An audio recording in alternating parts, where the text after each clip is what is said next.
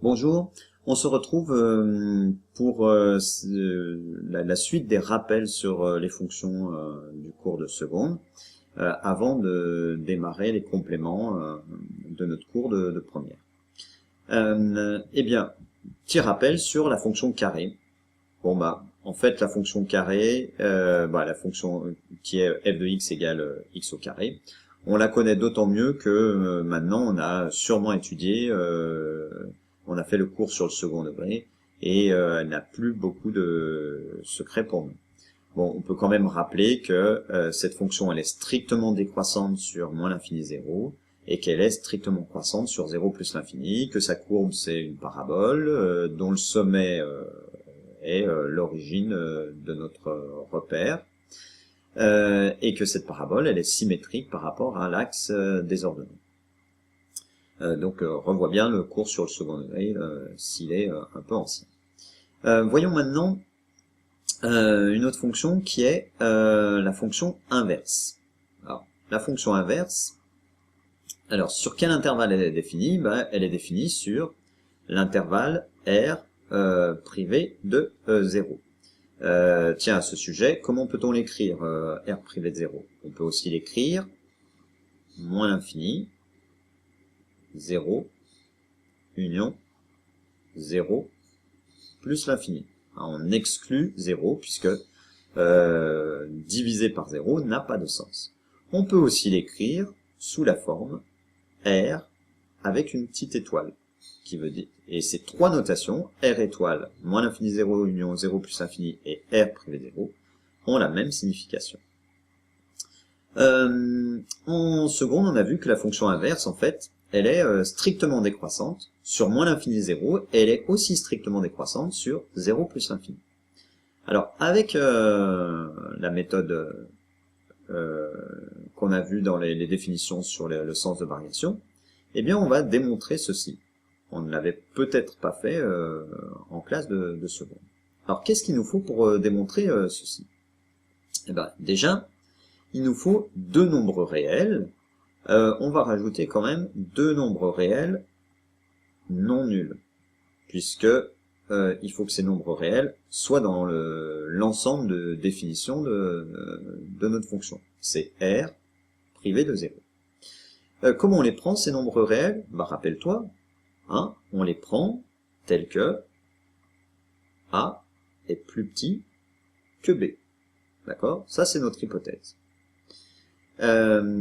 Qu'est-ce qu'on fait avec ça? Eh bien, on a dit que la méthode, c'était, on étudie le signe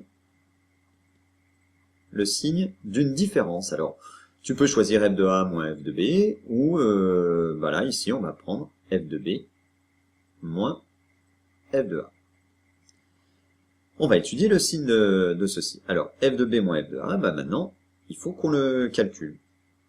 Comment on le calcule? F de B, c'est quoi? C'est l'image du nombre B, qui est non nul, par la fonction f qui est 1 sur x. Donc, comment ça s'écrit? C'est 1 sur B. Concrètement, ça revient à remplacer le x par B. Pour f de A, c'est la même chose. Ça fait 1 sur 1. Bon, là, je suis pas bien avancé. J'ai un petit peu du mal à étudier le signe d'une différence comme ça, lorsque je n'ai pas de valeur numérique. Le plus facile, quand même, pour étudier un signe, c'est d'essayer de factoriser et mettre au même dénominateur. Alors, quand on a un dénominateur, quand on a une fraction, ou quand on a des facteurs, c'est un petit peu la même chose, hein, au niveau de la règle des signes. Donc, on va tout mettre au même dénominateur. Le dénominateur commun, on sait faire, hein, c'est A fois B, d'accord? C'est mon dénominateur commun. Et ça veut dire que la première fraction, on l'a multipliée par A, et la deuxième, on l'a multipliée par B. Donc ça nous donne A moins B. Est-ce que je vais être capable d'étudier le signe de tout ça? Oui. Hein, puisque pourquoi? A et B, suivant où on se situe, A et B, on va connaître le signe. Et puis A moins B c'est quoi le signe de A moins B? A moins B, eh bien oui, c'est négatif. Alors pour ça maintenant, on va se placer sur un des deux intervalles.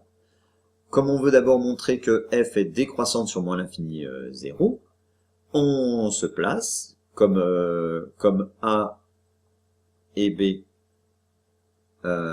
appartiennent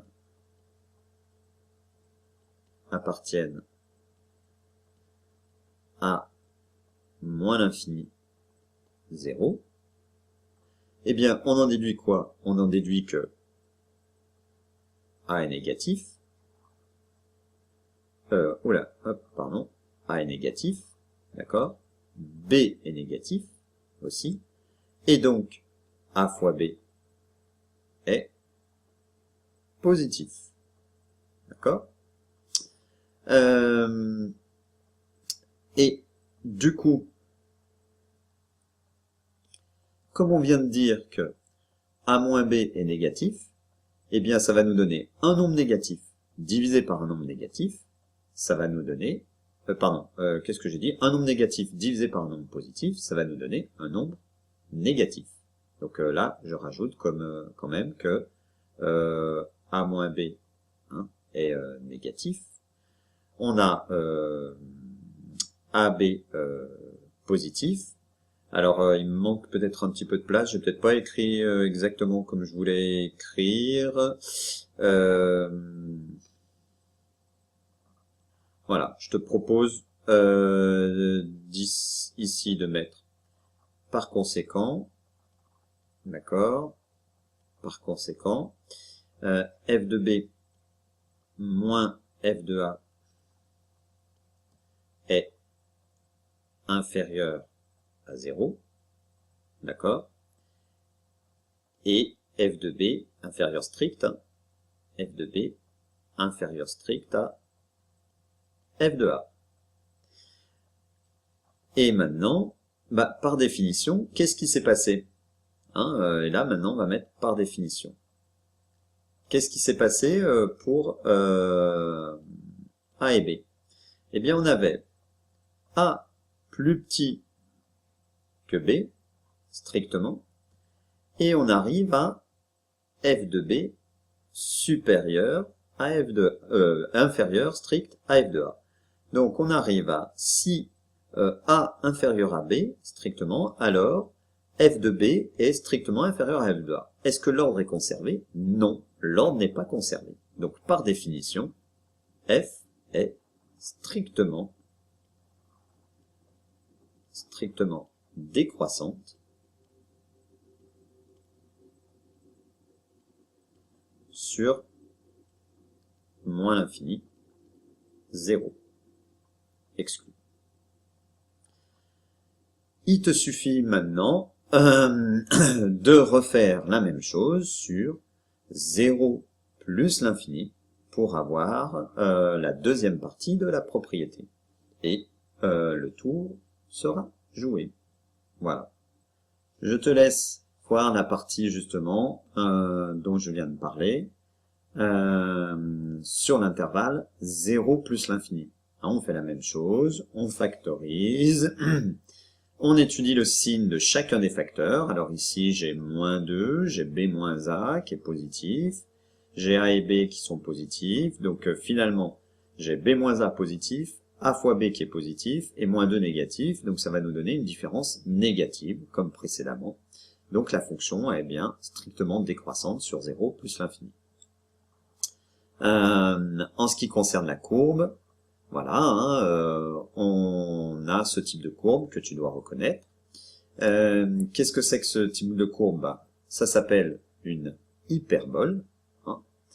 Qu'est-ce qu'elle a comme particularité? Elle est centrée en l'origine par rapport au centre du repère. Elle est donc symétrique, pardon. Elle est symétrique par rapport au centre du repère. Et puis, on s'aperçoit que il y a des choses particulières ici au niveau de l'axe des ordonnées et l'axe des abscisses. Alors, on verra que en fait, l'axe des abscisses, quelle est son équation? C'est y égale 0. Eh bien, y égale 0, on appellera ça une asymptote.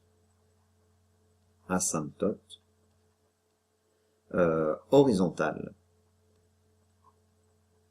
Qu'est-ce que ça signifie, ce mot, en fait? Ça signifie que la courbe se rapproche de la droite y égale 0 en plus l'infini. Elle se rapproche sans jamais l'atteindre ou la toucher. De même, en moins l'infini. Alors on a des asymptotes parfois qui existent uniquement en plus l'infini, uniquement en moins l'infini. Là, c'est une asymptote en moins l'infini et en plus l'infini, donc on ne précise pas. Et comme tu peux t'en douter, ici, là, on a aussi la même chose. La courbe se rapproche de l'axe des ordonnées.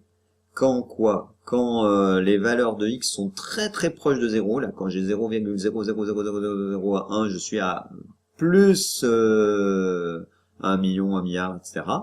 Même chose en moins 0,00001, mais sans jamais être égal à 0.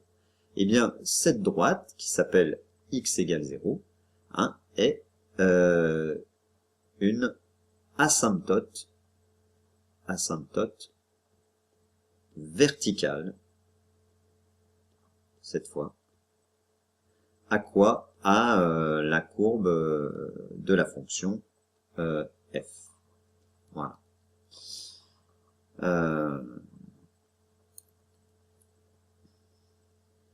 Voilà sur la fonction inverse. J'en ai terminé avec cette deuxième partie de rappel.